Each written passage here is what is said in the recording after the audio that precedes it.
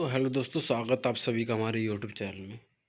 जैसा कि आज हम जानने वाले हैं जो कि एम्स की जो वैकेंसी निकलती है उसके बारे में फुल डिटेल जानने वाले हैं। अब भाई पहले तो वीडियो को सब्सक्राइब कर लो, ठीक है, चैनल को, और वीडियो लाइक और शेयर कर सकते हैं आप। और जो भी कोई आपको लगे कोई चीज़ समझ नहीं आई तो आप कमेंट भी कर सकते हैं, ठीक है। पहले तो भाई सब्सक्राइब कर लो, ठीक है।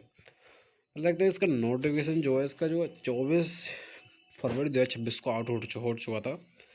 तो इसका जो मैक्सिमम जो मैट्रिक्स जो, ठीक है, जो सैलरी रहने वाली वो 9300 ग्रेड पे की आपकी सैलरी रह सकती है, ठीक है। मैक्सिमम 9300 34,800 आपकी सैलरी रहने वाली, 9300 से स्टार्ट होगी, 14,800 पे आपकी सैलरी रुक जाएगी, जो कि 4600 ग्रेड पे की सैलरी रहती है।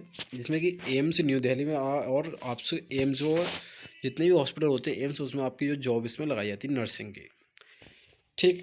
सबसे पहले बात करते हैं क्वालिफिकेशन क्या चाहिए, ठीक है।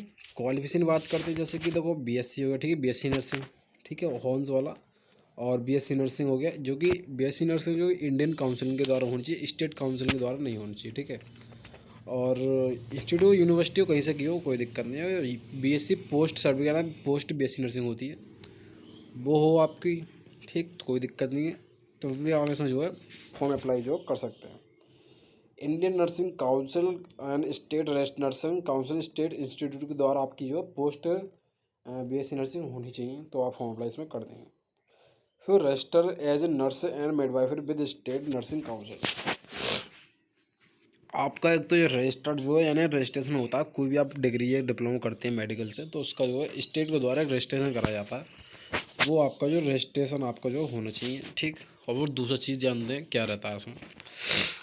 आपको तो डिप्लोमा तो जनरल नर्सिंग या मेडफाई ने जीएनएम का डिप्लोमा और इंडियन नर्सिंग काउंसिल है स्टेट नर्सिंग काउंसिल के द्वारा हो, कोई दिक्कत नहीं है, ठीक है। जीएनएम का इंडियन नर्सिंग काउंसिल के द्वारा हो या स्टेट के द्वारा हो, कोई सी भी स्टेट के पूरे भारत में, तो उससे कोई दिक्कत नहीं, कहीं से भी हो।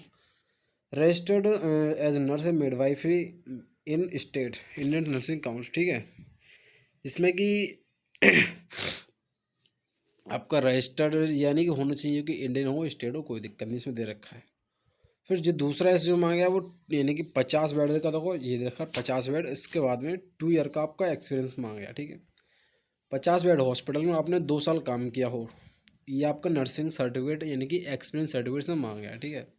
एक्सपीरियंस आप इसमें लगा सकते हैं, ठीक है, जिससे आप जो है तभी आप इसमें फॉर्म अप्लाई कर पाएंगे। जब तक एक्सपीरियंस सर्टिफिकेट नहीं लगेगा तब तक आप इसमें फॉर्म अप्लाई भी नहीं कर पाएंगे। अगर फॉर्म अप्लाई हो भी आता है तो आपको डीवी में बाहर निकाल दिया, यानी डॉक्यूमेंट वेरिफिकेशन में बाहर जो है निकाल दिया जाएगा।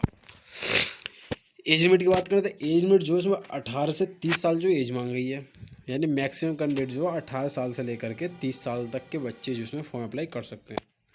फीस की बात है, फीस के रहने वाली यानी कि एग्ज़ाम फीस देखो, जनरल और ओबीसी वाले कैंडिडेट हैं उनके लिए 3,000 रुपये फीस है इसमें फॉर्म भरने की केवल। और जो SC ST वाले हैं और EWS उनके लिए 2,400 रुपये है, ठीक है इसमें। और जो पर्सन विद डिसेबिलिटीज़ हैं उनके लिए कोई फीस नहीं है, एक्सेम्प्ट है वो, या फिर उनके कोई सी कैटेगरी से आते हों तो उसका उससे लग जाता है, नहीं तो उनकी कोई फीस रहने वाली नहीं है, ठीक। और फिर नीचे देखते हैं, वो तो जो छूट मिलती है उसके बारे में अलग से बताऊंगा मैं, उसकी टेंशन ना लें, ठीक है। और सबसे पहले बात करते हैं उसकी वेबसाइट, देखो ये रही फॉर्म अप्लाई करने की, ठीक है। यहाँ वेबसाइट है, इससे आप फॉर्म अप्लाई कर सकते हैं इसका। और रिफंडेड या तो जो इसमें दे रखा है application fee SC ST candidate who appear in the examination will be refunded after declaration of result और वेरिफिकेशन ST ST सर्टिफिकेट, यानी कि आपको जो एग्ज़ाम क्वालिफाइड कर देंगे आप, ठीक है। और जो आपका सर्टिफिकेट यानी कि जो DV होता है डॉक्यूमेंट वेरिफिकेशन SC का और ST वाला का जो हो जाता है, तो उसकी आपकी जो फीस कटेगी 2,400 रुपये, वो फीस आपकी रिफंड जो कर दी, यानी आपके अकाउंट में भी नंबर लगा उसमें, ठीक है, बैंक अकाउंट नंबर। उस बैंक अकाउंट में आप नंबर में आपकी जो सैलरी वापस आ जाएगी, ठीक है, जो आप लगाएंगे, ठीक। फिर बात करते हैं यानी कि स्टेज 1 यानी नोट सेट प्रीलिम्स एग्जाम जो होगा, इसमें 2 एग्जाम होते हैं, जो कि फर्स्ट एग्जाम जो 11 अप्रैल को आपका पहला एग्जाम होने वाला है, ठीक है। यानी कि दिन जो रहने वाला शनिवार का दिन रहने वाला है। और जो सेकंड जो एग्ज़ाम होगा CBT 2 for stage 2 NORCET mains date, ठीक है। जो एग्ज़ाम की डेट रही है ये पहला होगा 11 अप्रैल को, फिर 30 अप्रैल को आपका एग्ज़ाम रहने वाला है, ये होगा गुरुवार को, यानी बृहस्पतिवार बोल सकते हैं, ठीक है। ये एग्ज़ाम डेट रही और ये रही आपका मतलब वेबसाइट जहाँ से आप फॉर्म अप्लाई कर सकते हैं। फॉर्म अपने फ़ोन से अप्लाई कर सकते हैं, नहीं तो साइबर कैफ़े जाकर फॉर्म अप्लाई कर सकते हैं, ठीक। तो वो 16 मार्च 2026 क्लोजिंग डेट इसकी रहने वाली, ठीक है।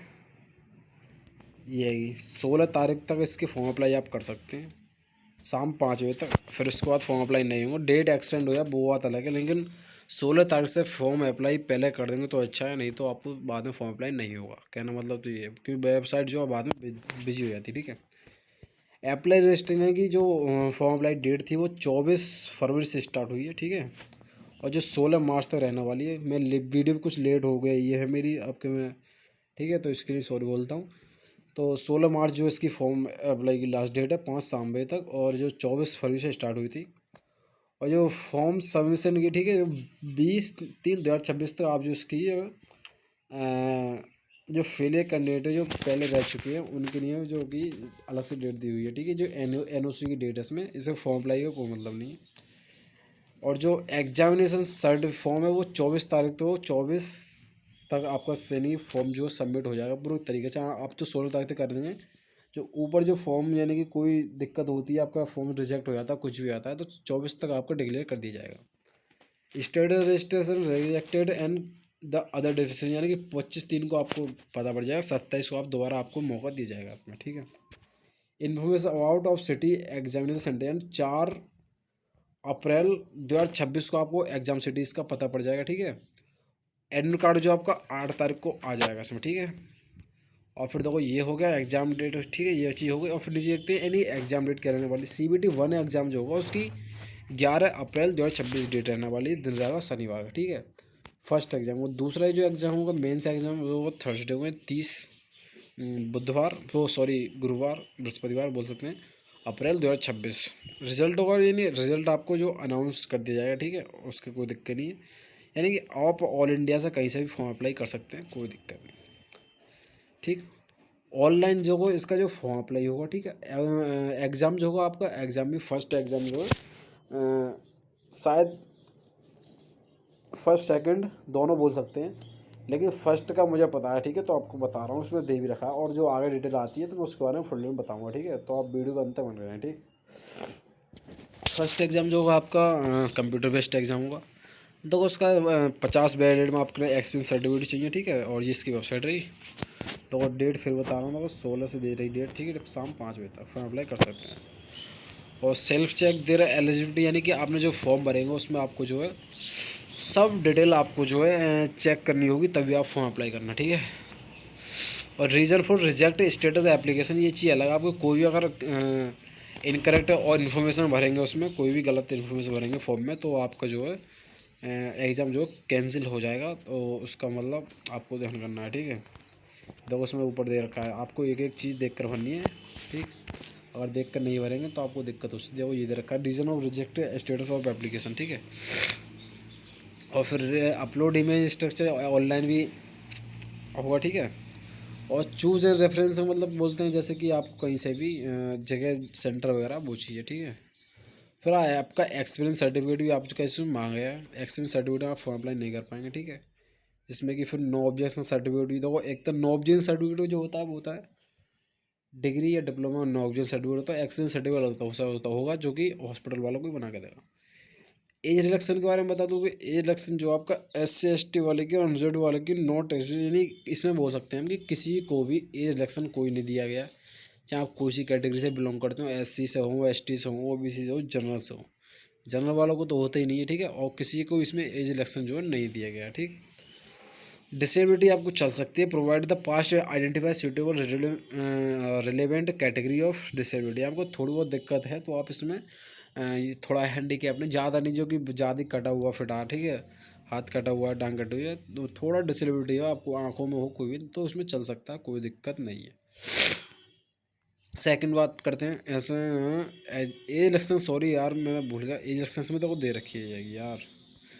SC ST वालों के लिए 5 साल की एज इलेक्शन दे रखा है, और OBC वालों को 3 साल की छूट इसमें दे रखी है, ठीक।